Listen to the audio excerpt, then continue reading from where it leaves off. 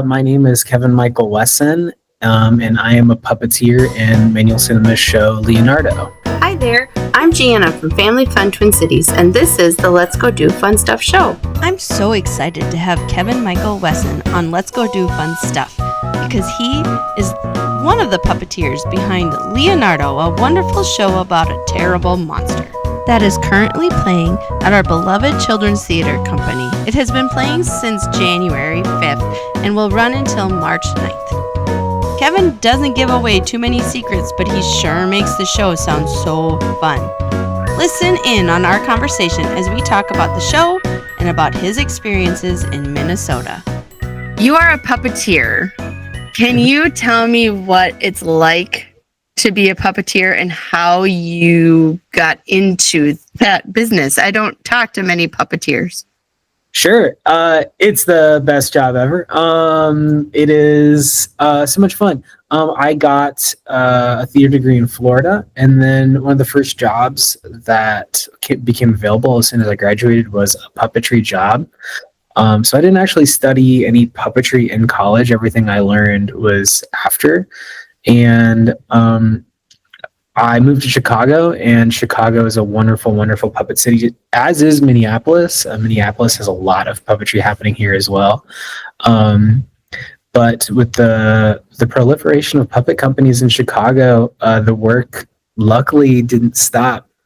So I've had much more success as a puppeteer than as an actor or as a writer. What do you take from your theater classes in college that you end up using for puppetry, and then what do you just do differently?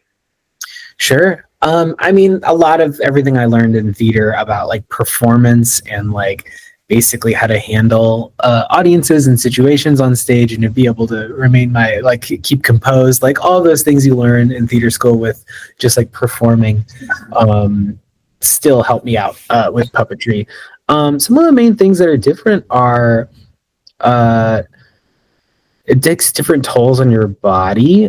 You learn different skills on like how to emote with everything but your face, essentially. So puppetry, as I describe it, is basically learning a vocabulary of emotions that you can imbue onto all objects. And I think as you puppeteer longer, you learn how to use more and more parts of your body and to use shadow and light, and you learn all of the different types of puppetry because there is no just one type of puppetry. So it takes a long time to get skilled at lots of different types of puppetry. That makes sense. Do you what kind of puppets do you use? Like do you do different kinds of puppets, or explain puppets? I personally do a vast amount of puppets. So shadow puppets. In this show, it's hand and rod puppets, aka like Muppetry style puppets. Where you're holding them here, and then you have like an arm. Okay. Yeah. So about 50% of the show here is hand and rod, and then the other half is paper. So there's a live feed camera pointing down at what are 6 binders that are stacked with hundreds of puppets that move shot by shot throughout the show. And there's a little bit of shadow puppets in the show. Like hand shadow puppets, or? They're overhead projector. So this is where Manual Cinema's bread and butter is, and where they cut their teeth is doing overhead projector shadow puppetry, which is really adept for making cinematic style puppetry, which is what we're known for. So it's a classic overhead projector with nothing tricked out about it, with shadow puppets just laid on top and then just very simply moved. There's not much complex shadow puppetry in this show. Oh, interesting. That's so great. Can you tell us a little bit about the show? Mm-hmm. Like, I don't know anything about Leonardo except that it's based on a story. Is it a Mo Willems story? Yes. Leonardo is based off of the show. Leonardo is based off of 2 books by Mo Willems, and it is about a monster who is not very good at being a scary monster. So he he comes up with a plan to scare the scaredy cat kid in the world.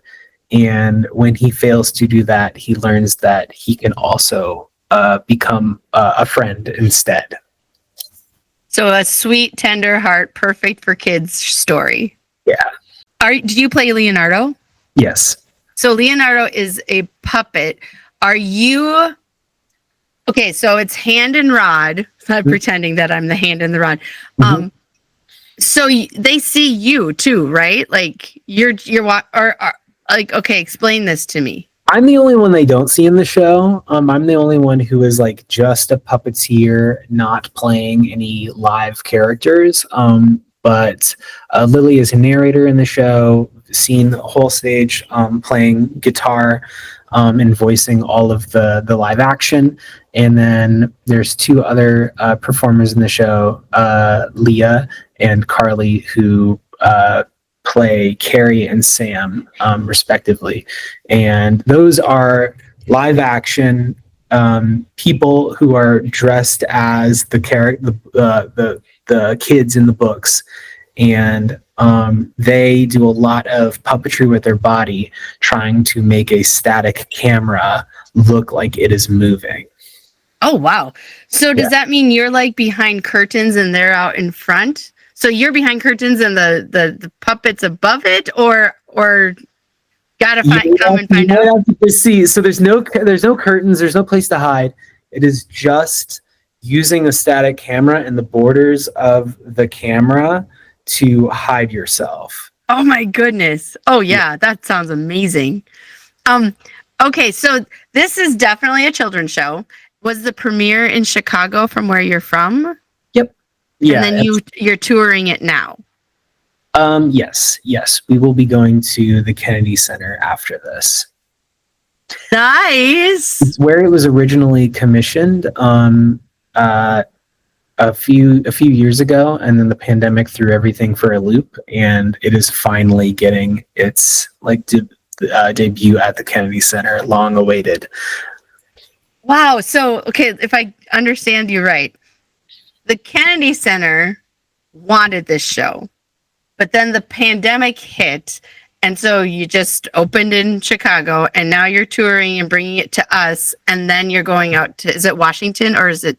I believe so. I personally will not be going. I'm the second Leo. There's an original person who made Leo, Lindsay Noel Whiting. She will be going to the Kennedy Center. So unfortunately I will not. And that's the person who's switching with me halfway through this run.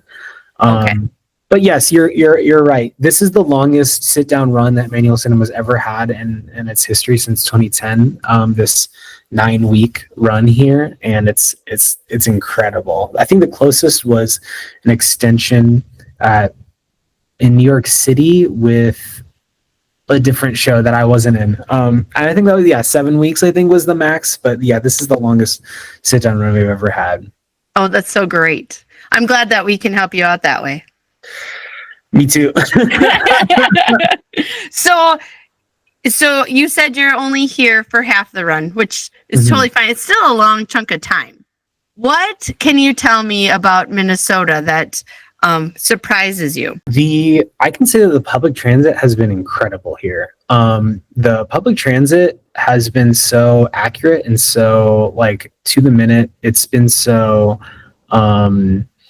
the bus system and the metro. I haven't had to wait for a bus 5 minutes everywhere I've gone. It's been a wonderful experience compared to Chicago, where it's very extensive but very unreliable. Oh, okay. That took me for a loop to see just like how prolific and frequent the public transit is here. The food is incredible. The food is so nice. We are right off of Nicollet, and everyone telling me that is like the place to be for food. Yep. They tell you it's called Eat Street. Yeah. Those have been like the two things. I've been to Minneapolis one time in 2023 touring another show of mine, but I was only here for like 2 days. over at Heart of the Beast. Yeah, puppets. Yeah. Yeah. So yeah, that's been my immediate thoughts. Everyone definitely has a different attitude towards the cold here. I think in Chicago, everyone's like, everyone's on the same page of like, if it's cold, we're like all agreeing it's cold. But I think in Minnesota, it feels like it's like a competition sometimes. If it's not sub-zero, everyone's like, no, it's not cold. It's like, yeah, we can address that it's cold, everyone. Seriously, you are not wrong. You're not wrong at all. I had a friend who moved here from Texas, and before Texas, California, or vice versa. So warmer places. And it was like the polar vortex kind of stuff. And she goes, what do you guys do? And I'm like, we hate it. Let me break in here right now to say I know there are some of you who love the cold. I'm just saying, for the average Minnesotan, we hate it. And it's okay. Now, back to the show. We do 10 shows a week. Yeah, that's a lot. When Monday comes around, we're eager to catch up on sleep, and not go back out into the cold. We thrifted. We went to My Thrift in St. Vincent de Paul, and it was wonderful. But apart from that, it hasn't been too much. It was like a 6-day streak when we first got here before we had our first day off, and we've all still got lots of organizing and shows we do back home. The Puppet Festival in Chicago, the Chicago International Puppet Theater Festival, began yesterday, so there's a lot happening back home right now too. So how long does that go for? Are you missing it? I'm missing the whole thing. It's 10 days long. It's giant. It's the largest puppet festival in North America. And there's about a dozen countries that come and show up. It's incredible. But yeah, I'll be missing it this year. Oh, that's awesomely sad. It's okay. This is my dream. I'm not mad at all. Okay, good. You still get to play with puppets and still get paid to play with puppets. Absolutely. Yeah. Have you done other children's shows? Yeah. Okay. Yeah. What flavor? Yeah. Right. Okay. So have you done? So what's the name of the theater that you work for in Chicago? I can't remember. There's a few. It's a lot of independent stuff. It's a lot of independent organizing. So I'm part of a couple different ensembles. I'm a community facilitator with Rough House Theater, which is a prominent puppet theater out in Chicago. I'm in rep for Christmas Carol and Leonardo and Manual Cinema. I'm in a DIY ensemble called Stop Motion Plant, and I'm in a physical theater company called Theater Unspeakable. Oh wow, you are busy. So what kind of other kid shows have you done, or is it mostly kid shows, or not? Because puppets, I think you think kids, but it doesn't necessarily mean just kids. Chicago is a very has a good and bad reputation for making a lot of puppet theater for adults. Very artistic puppet theater, very puppet theater for the stage.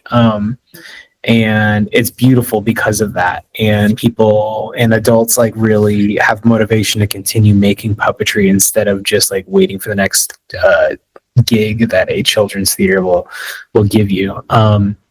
But I would say the last thing I did was a show I co-wrote with another incredible puppet artist named Jaron Son in Chicago. And we made a show called, this is in 2023. We made a show called All is Blue and Yellow, a puppet show for dogs. And it's technically not a children's show, but it's a show that we made for dogs to watch in the Parks District. So we toured the parks around Chicago, and I was a dog walker for 3 years, so I still do a lot of dog sitting. And we wrote a show that's a puppet. It's a marionette and clown show about a dog that gets lost and then tries to imitate Laika, the Russian cosmonaut dog, to try and go to space so that she will also become famous and then be able to find her parents.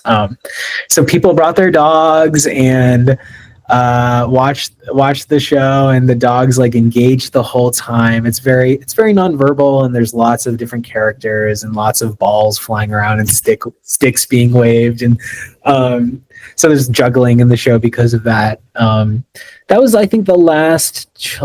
That's been a lot. There's a lot of children's theater I've done. But I think that's like the one that I put the most work into last time before I got into Leonardo. Okay, that makes sense. So were you first in Leonardo, were you first an understudy, or were you always Leonardo number 2? Like, so you'd have different, I guess I'm technically Leonardo number 3. The second one was when they did the New York run, and they got a New York-based puppeteer. Just like Carly in the show is based here in Minneapolis. I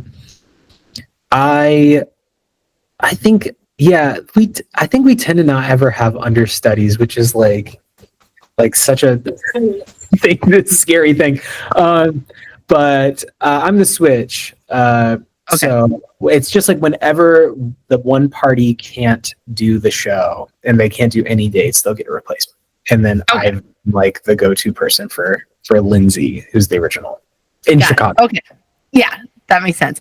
Okay, here in at Children's Theater, which stage are you on? The Cargill Stage. Okay, so the smaller stage. What about being in the Cargill Theater makes this show special? So this show, like all manual cinema shows, can translate pretty well to all sizes of audience, because at the end of the day, they're getting live feeded to a large movie projector and being projected onto a movie screen. In this show, it's a vertical movie screen to imitate the pages of the book, but it's still being projected and blown up. So what's so nice about being in this theater, I believe it's like somewhere between 200 and 300 seats. It's like relatively intimate. When we were on our last tour, we did a show that was like nearly 2,700 seats. It was like the largest theater in the state. And this is in Des Moines. And we were at the Des Moines Performing Arts Center, and it was like performing in an indoor football stadium. But here, when there's quiet, like there's like an individual impetus that you will affect the volume in the room. Whereas like when you're in a giant stadium, essentially, you're in a sea, and there's like so much more anonymity as an audience member. So we are able to like individually interact with kids. There's an improv section. I'm able to run out into the audience and like literally talk to the kids and be like, we ask them what are some fun things they like to do. So I'm able to like get up to them and be like, what, ice cream? Okay, great. And then, it's just like, it's stereotypical, but it's like, it's more intimate. We can care for the audience better, and it doesn't feel like it's crowd control. It doesn't feel like I'm working in the National Guard for a show. It feels like I'm like actually performing for a show as it's intended. Is there anything you want to tell us about the show that I have not asked you about? I think the only thing is that if you haven't seen a manual cinema show, like it's so stereotypical to say it, but it's so unlike anything else you've seen before. Like there's no performing art currently happening in the scene right now where people are making a movie live. You're watching a movie live. So that means you can watch the movie screen, or you can watch how the sausage is being made live in front of you. And it's an incredibly hard thing to perform. And it's a thing that involves hundreds and hundreds of puppets meticulously put into order so that this domino effect can happen between 5 people, including our tech, so that a movie can be made with no trickery. It is all just practically made in front of you, in front of a camera. Because of that, it is very, very entertaining to watch as an adult as well. So I think that's the only thing to really bring home. It is unlike any other performing art that exists right now, and that's what makes it so cool to watch. I'm saying go see it, but I'm making you say it. Go see it. Yes. Yes, for sure. I think that sounds great. Thank you so much. Yeah, no, thank you for like having me and like giving us an opportunity to be platformed. Very excited. I appreciate you, and we'll maybe talk again, and I can't wait to see the show. Thank you, Kevin, for chatting with us about this completely unique experience that came from Manual Cinema in Chicago. Leonardo is 45 minutes long and is perfect for ages 3 and up. You can go see Leonardo now through March 9th on the Cargill Stage at Children's Theater. Any information you need from our conversation will be in the show notes. And if you have gone, what do you think? And now it's your turn to go do fun stuff. That's not the right question. Let me ask a different question. Maybe I'll see you there. Maybe I won't. You probably won't. So long. And you've been here for a little while, and you're hitting a very cold weather season, though Chicago is cold too. So it's not that much different. But, and